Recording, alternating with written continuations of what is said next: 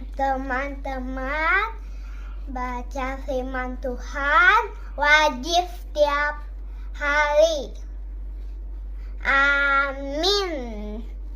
Halo teman-teman, baca firman Tuhan wajib setiap hari. Amin. Salam. Selamat pagi dan salam sehat buat kita semua. Saudara-saudara yang terkasih, dalam nama Tuhan Yesus Kristus. Pada hari ini, yaitu hari yang ke-129 tahun 2024, firman Tuhan yang diambil dari Almanak HKBP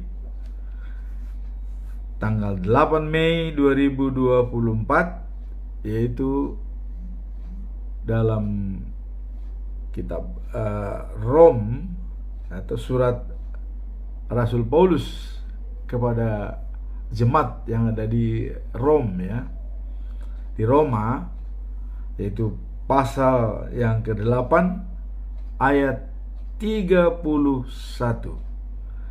Perikopnya adalah kasih Allah dengan perantaraan Yesus Kristus. Sebagai ayat inti ialah, sebab itu apakah yang akan kita katakan tentang semuanya itu? Jika Allah di pihak kita, siapakah melawan kita? Inilah perikop pada pagi hari ini. Dan sebelum kita masuk dalam perikop ayat hari ini, kita mencoba dulu mengambil bacaan pagi yang ditetapkan, yaitu dari Zakaria, kitab Zakaria pasal yang ke-10, yaitu ayat yang ke-8 sampai 12. Nah, kalau kemarin kita telah membaca ayat 7, ya, mulai dari ayat 3 sampai 7. Tuhan berjanji akan menyelamatkan umatnya. Sama perikopnya, ya. Nah, kemudian di dalam ayat 8 sampai 12 ini, ya, ini lebih ditekankan oleh Tuhan Allah, ya. Tuhan berjanji akan menyelamatkan umatnya. Hal ini telah dibuktikan, ya, dengan membawa bangsa Israel keluar dari Mesir dan Asyur, ya, dibawa ke Kanaan, yaitu Gilead dan Libanon, nah, dengan menyeberangi lautan, ya. Mereka tersesat di dalam laut, tapi Tuhan membentangkan tongkat Musa sehingga laut terpecah, mereka bisa berjalan, ya. Nah, dan ada pesan dalam perikop ini. Pesan Allah kepada bangsa Israel, ya, dikatakan bahwa bangsa Asyur yang sombong akan direndahkan. Jadi Asyur itu adalah Irak, ya, akan direndahkan, ya. Nah, kemudian dan Mesir yang perkasa, ya, akan kehilangan kuasanya. Nah, ini yang dikatakan oleh Tuhan Allah melalui Zakaria, ya, buku Zakaria. Nah, Asyur kita melihat ya, itu sama dengan Irak. Ya, Ronald Reagan merebutnya beberapa tahun silam ya, bahkan menumbangkan pemerintahan Saddam Hussein ya. Nah, kalau Mesir dikatakan kehilangan kekuasaannya, memang Mesir itu ada madam ayam selama ini. Karena kenapa? Karena tahun 1974 sudah dilaksanakan perjanjian Camp David ya oleh Amerika bersama Mesir dan Israel ya. Jadi sudah damai, aman. Nah, kemudian Tuhan mengatakan, aku akan menguatkan umatku ya. Mereka akan taat dan berbakti kepadaku. Nah, ini. Jadi Allah mengatakan umatku, mereka akan taat dan berbakti kepadaku. Siapakah umatku di sini? Ini harus kita jawab dengan jelas. Siapa umat Tuhan? Umat Tuhan di hari-hari yang lalu sudah kita katakan adalah mereka yang bersemangat, taat, setia, dan yakin pada Tuhan. Inilah umat Tuhan. Nah, kemudian kalau ada umat Tuhan, berarti ada juga yang bukan umat Tuhan. Nah, yang bukan umat Tuhan adalah ya, dalam kitab Imamat pasal 18 ayat 29 katanya ya, barang siapa melakukan perbuatan yang menjijikkan itu tidak lagi dianggap anggota umat Allah. Nah, jadi ini jelas karena adanya waktu itu persetubuhan yang najis ya. Orang bisa bersetubuh dengan bukan istrinya, bukan bukan istrinya, tapi berselingkuh. Nah, ini dikatakan orang yang melakukan itu bukan umat Allah. Nah, kemarin ya, dalam kasih eros kita menemukan bahwa Tuhan memberikan hadiah kepada suami istri saling mencintai dan saling berhubungan badan antara satu yang lain. Itu hadiah dari Tuhan ya. Nah, jadi sekarang dikatakan bahwa aku akan menguatkan umatku, mereka akan taat dan berbakti kepadaku. Jadi tadi umat Tuhan tadi adalah jelas mereka yang bersemangat, taat, setia, dan yakin pada Tuhan. Dan yang bukan umat Allah adalah mereka yang berselingkuh ya, dengan tabiat atau kebiasaan-kebiasaan manusia yang jelek ya. Karena ada kebiasaan manusia yang efektif, ada yang tidak efektif. Nah, seperti selera dan nafsu, mereka mengandalkan selera dan nafsu sehingga menghilangkan Tuhan. Karena seleranya bisa bertengkar, karena nafsunya bisa berbuat sesukanya. Nah, kemudian kesombongan dan kepura-puraan. Bagaimana orang yang sombong dan kepura-puraan selalu mencari popularitas berdasarkan orang lain, ya. Kadang-kadang seolah-olah dia yang paling jago, dia mengandalkan nama orang, padahal tidak ada apa-apanya. Ada kesombongan dan kepura-puraan. Nah, kemudian yang ketiga ada aspirasi dan ambisi. Karena aspirasi, karena ambisi menghalalkan segala cara, korupsi, ya, tidak peduli, ya, Mereka menghalalkan segala. Yang penting tujuannya, ambisinya tercapai. Dia bisa menghalalkan segala, mengorbankan segala-galanya. Nah, inilah yang dianggap bukan umat Tuhan. Nah, kemudian dikatakan di sini ya, janganlah kamu menjadi serupa dengan dunia ini, ya.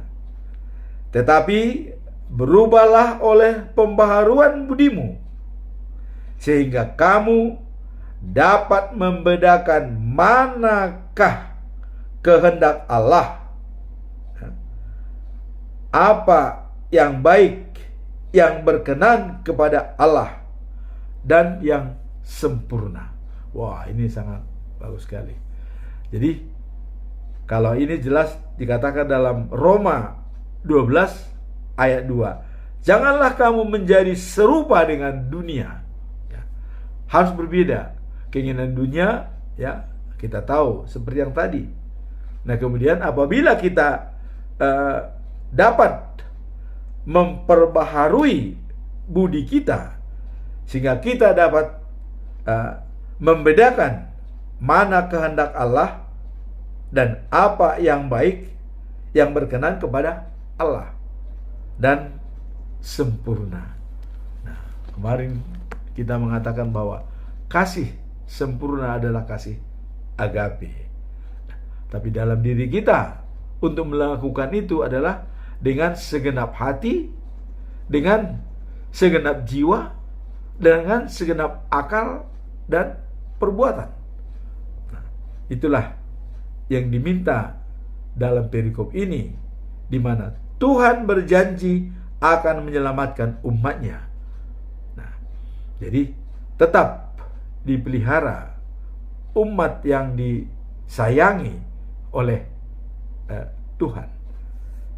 Nah, kemudian kalau dalam perikop bacaan malam itu Yakobus 5 ayat 13 sampai 20, yaitu kesabaran dan doa. Nah, perikop sebelumnya ya, peringatan kepada orang-orang kaya. Jadi dalam Yakobus ini ada perikop berikutnya peringatan kepada orang-orang kaya. Artinya sampai dikatakan kekayaan itu busuk, pakaian itu tidak ada artinya, ya. Kalau ya kita tidak mengandalkan dengan Tuhan. Nah, kemudian kalau dalam perikop ini kesabaran dan doa. Nah, kalau ada sedang yang susah, ya, berdoalah. Ya. Kalau sedang gembira, bersyukur dan nyanyikan pujian kepada Tuhan Allah. Nah, seperti diingatkan waktu yang lalu bahwa hai Yerusalem, pujilah Tuhan. Hai Sion, pujilah Tuhan. Jadi sini juga diarahkan kalau kita sudah gembira, ya bernyanyilah dan puji-pujian hanya kepada Tuhan. Nah, kemudian anjuran di sini, ya, hendaklah kalian saling mengakui kesalahan, kemudian saling mendoakan supaya disembuhkan. Jadi saling mengakui kesalahan, saling mendoakan supaya disembuhkan. Nah, sebab di ayat sebelumnya itu Yakobus pasal 5 ayat 14, ya, kalau ada sedang sakit, ya, panggillah pemimpin jemaat atau penatua untuk didoakan. Nah, jadi kalau ada yang sakit, ya, atau dalam kesusahan, panggillah penatua, ya, atau pimpinan jemaat untuk mendoakannya. Nah, bila doa disampaikan dengan konkret dan yakin, Tuhan akan menyembuhkan orang yang sakit itu. Nah, inilah antara kesabaran dan doa. Doa kita, bagaimana kita berdoa, kemarin sudah kita jelaskan. Doa yang konkret, yang jelas, dan sama dengan berbicara dengan Tuhan. Kemudian dikatakan kesabaran, ya. Kalau orang yang sabar itu katanya, ya, melebihi seorang pahlawan. Waktu yang lalu kita Amsal 16 ayat 32. Orang sabar melebihi seorang pahlawan. Dan orang yang menguasai diri menaklukkan sebuah kota. Inilah perikop bacaan pagi, malam dan pagi, ya. Nah, kemudian kita masuk dalam ayat inti hari ini, ya. Apa yang akan kita katakan tentang semua itu? Nah, tadi dikatakan, sebab itu apakah yang akan kita katakan tentang semua itu? Jika Allah di pihak kita, siapakah melawan kita? Nah, kemudian apa yang akan kita katakan tentang semua itu? Jika Allah di pihak kita. Nah, kita coba, ya, telusuri ucapan daripada Rasul Paulus, ya, kepada jemaat di Rom.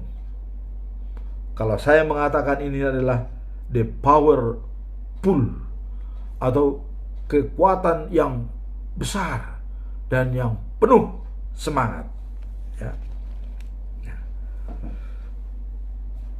Dalam perikop sebelumnya dikatakan kehidupan yang menurut Roh Allah. Kehidupan kalau menurut Roh Allah. Kalau Kristus hidup dalam diri kita, maka meskipun badan kita mati karena dosa, namun Roh Allah memberikan hidup pada kita. Nah, ini sangat menarik ini, ya. Jadi kehidupan yang menurut Roh Allah. Kalaupun badan kita mati, ya, maka katanya kita tetap hidup karena Roh Allah bersama kita. Jadi bukan dikuasai oleh kematian, seperti selama ini dikatakan kematian, ya, upah dosa kematian, ya, dan iblis menguasai kematian. Tetapi kehidupan, Allah menguasai kehidupan, dan Yesus telah menaklukkan dunia ini, menaklukkan kematian itu dengan bangkitnya dia dari liang kubur. Nah, kemudian tindak lanjut daripada kebangkitan ini adalah naik dia ke surga, duduk di sebelah kanan Allah Bapa. Dengan duduknya Allah di sebelah kanan Allah Bapa, ya, nah dia akan memberikan sesuatu kepada kita. Nanti kita lihat itu dalam perikop berikutnya. Nah, kita lanjutkan, ya. Roh Allah memberikan hidup pada kita, ya. Apa tugas kita? Ya. Kalau sudah Roh Allah memberikan hidup pada kita, maka kita tadi di awal kita kata, jangan kita serupa dengan dunia yang punya tabiat manusiawi yang jelek, ya. Nah, maka, ya, kita harus melawan kebiasaan-kebiasaan yang kurang baik. Apa contoh daripada kebiasaan-kebiasaan yang kurang baik itu? Misalnya selera, ya, nafsu, ya, selera dan nafsu ini adalah kakak beradik gitu ya. Karena nafsu, selera timbul. Karena selera, nafsu timbul. Jadi kakak beradik ini ya. Nah, contoh dalam keluarga karena selera bisa bertengkar ya. Contoh seperti ada suami istri, mereka sudah dipersatukan dengan pernikahan yang suci, sehingga begitu mereka bersatu dalam keluarga, mereka membawa latar belakang masing-masing ya, yang berbeda-beda. Karena manusia itu ya, rambut hitam, tapi hati bisa berbeda-beda ya. Nah, saya katakan mereka membawa latar belakang masing-masing. Contoh, mereka sudah berkeluarga dan punya anak, misalnya ada beberapa orang, ada 3 anak. Mereka sebelum punya anak sudah ada permasalahan. Permasalahannya adalah membawa latar belakang masing-masing, hanya karena selera. Nah, apa itu? Misalnya ya, dalam rumah tersebut mereka adalah memelihara bunga yang bagus di halaman ya, dan bunga itu sudah ditanam, sudah mulai berkembang. Nah, dan selama ini disiram dengan baik, bertumbuh. Setelah makin besar, mulai ini selera bekerja. Nah, datanglah si istri, Pak, kalau dalam keluarga kami, bapak yang selalu menyiram bunga. Nah, maka di rumah ini pun ya kita bagi tugas, bapaklah yang menyiram bunga ya, saya mengerjakan yang lain. Nah, tentu dengan latar belakang dia di keluarganya si perempuan, selalu bapaknya yang menyiram bunga setiap pagi ya. Nah, datanglah si bapak, wah enggak, kalau di rumah saya, keluarga saya, ibu yang selalu menyiram bunga, bapak mengerjakan pekerjaan yang berat-berat, yang kasar-kasar, jadi ibu yang menyiram bunga. Jadi itu adalah tugas daripada ibu. Wah, datang si bapak, enggak boleh. Datang si bapak, enggak. Mereka bertengkar, ya, bertengkar sampai sedikit emosi, ya, sedikit emosi, karena latar belakang mereka masih menempel pada diri masing-masing, seleranya masih nempel. Sekarang, apakah mereka harus bertengkar hanya gara-gara latar belakang mereka, background mereka untuk menyiram bunga? Mari kita lihat. Sekarang kita lihat apa tujuan menyiram bunga? Supaya tumbuh dengan baik, disiram dengan air, dan indah. Itu tujuan. Sekarang, apakah ada ketentuan siapa yang harus menyiram bunga? Siapa? Semua orang berhak dan bisa menyiram bunga. Kenapa harus dipertentangkan latar belakang mereka? Nah, jadi ya bisa aja tukang kebun disuruh menyiram bunga atau yang lain, tidak jadi masalah. Yang penting bunga tersiram. Nah, inilah dikatakan tadi tabiat manusia itu karena selera dan nafsu bisa berbeda pandangan karena membawa latar belakang mereka ya. Nah, kemudian yang kedua ada istilah kesombongan dan kepura-puraan. Tabiat manusia nih ya. Jadi orang itu kadang-kadang berkata panjang lebar seolah-olah dunia ini miliknya ya. Kesombongan dan kepura-puraan ini bisa kita contohkan di orang ya, mulai diskusi di Lapotuak. Nah, ini biasanya tempat saya di Medan ini ya. Jadi bapak-bapak itu diskusi di Lapotuak ya. Wah, mereka dengan sombongnya membicarakan yang tidak mereka lihat, tapi mereka mendengar, oh Amerika, Israel, oh ini begini, perang tempur, oh hebat, wah begini. Israel itu begini. Oh, datang. Oh iya, si Jokowi juga begini. Oh, mereka membicarakan itu. Ya. Jadi kepura-puraan dan kesombongan, ya. Dan mereka kadang-kadang itu bertengkar. Oh enggak, itu begini. Oh enggak, nah itu Palestina begini. Nah, apapun yang dibicarakan mereka itu merupakan kesombongan dan kepura-puraan, ya. Tidak ada artinya. Padahal mereka berbicara di sana, ya, dapur mereka itu, ya, tidak ngebul. Kira-kira begitu. Nah, ini tabiat daripada manusia. Nah, kemudian tabiat yang paling menonjol yang ketiga, yang tantangan manusia adalah aspirasi dan ambisi. Wah, ini aspirasi dan ambisi ini karena seseorang tuh dengan kuatnya ambisinya untuk menjadi bupati, untuk menjadi wakil presiden, untuk menjadi anggota dewan, sehingga dia akan menghalalkan segala cara. Etika dihilangkan dan main money politik, yang penting tujuan tercapai. Jadi dia mengalahkan segala cara dengan tujuan dia sendiri.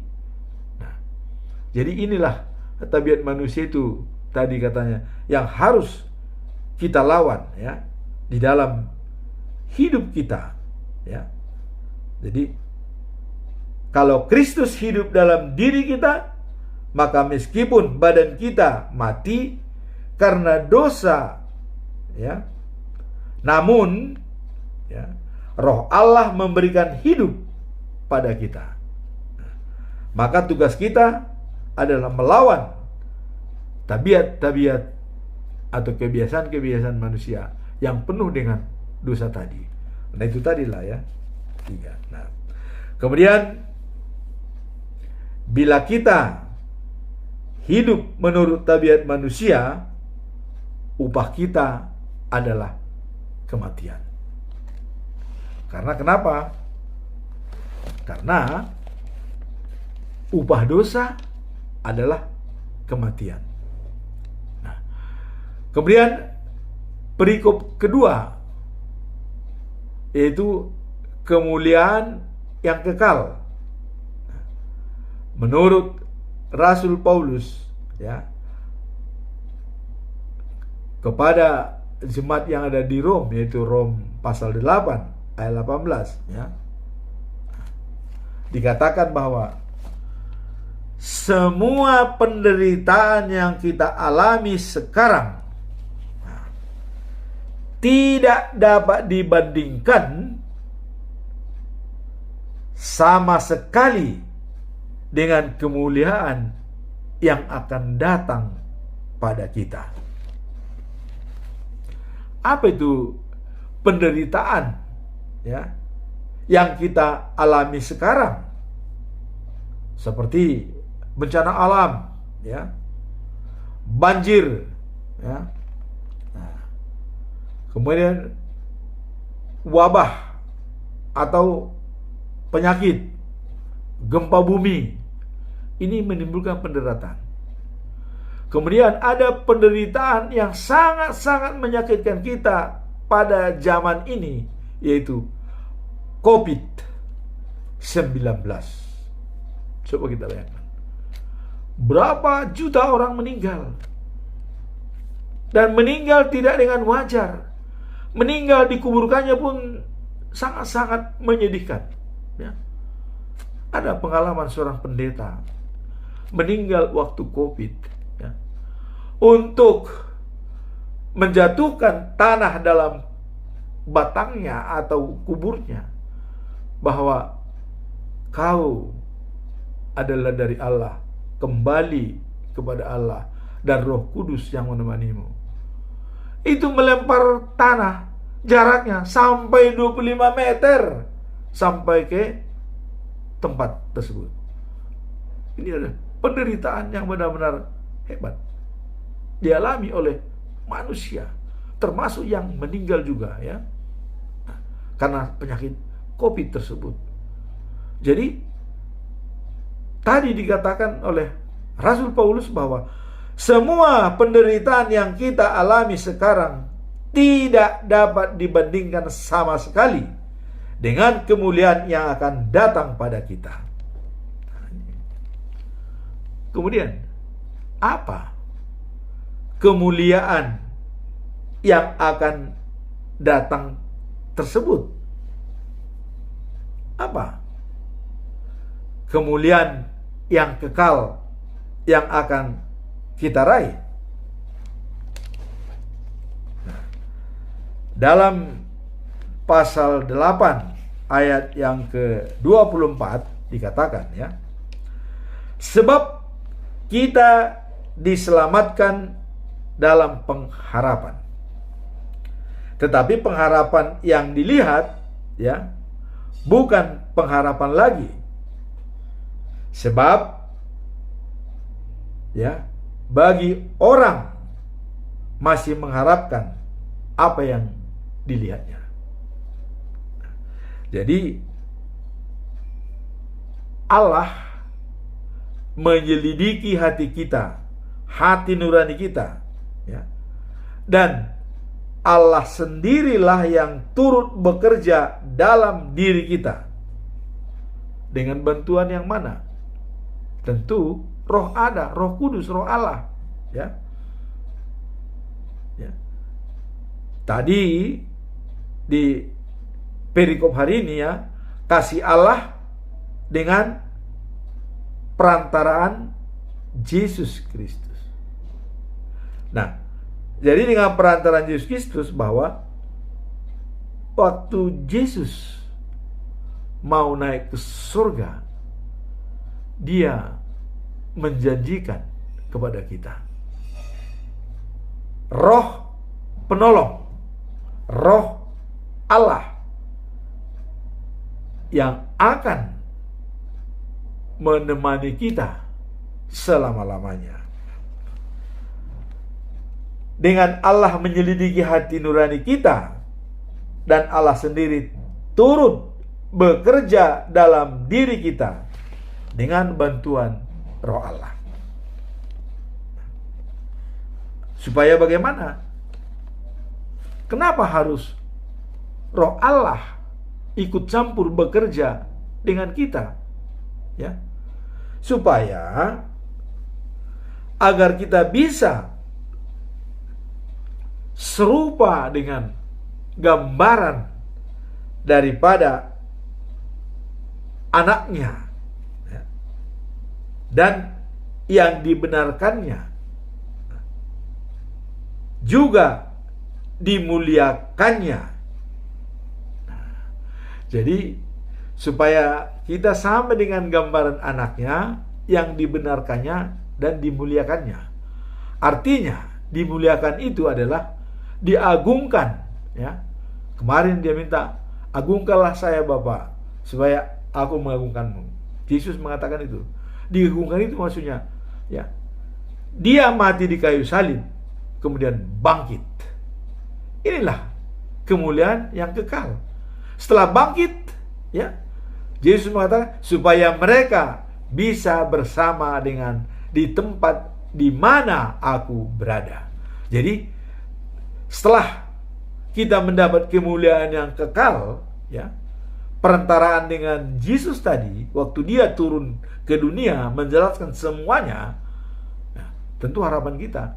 Dan harapan Yesus juga waktu Dia di dunia, sebelum berangkat ke surga, Dia berdoa menghadap pada Bapa supaya mereka bisa berada di tempat di mana aku berada. Inilah yang namakan manusia itu dimuliakan oleh Allah seperti anaknya sendiri, Tuhan Yesus, yang telah dimuliakan, dibangkitkan dari liang kubur, mengalahkan kematian, bangkit ke surga. Ini jugalah cita-citanya kepada kita. Dan yang dibenarkan juga dimuliakannya sebagai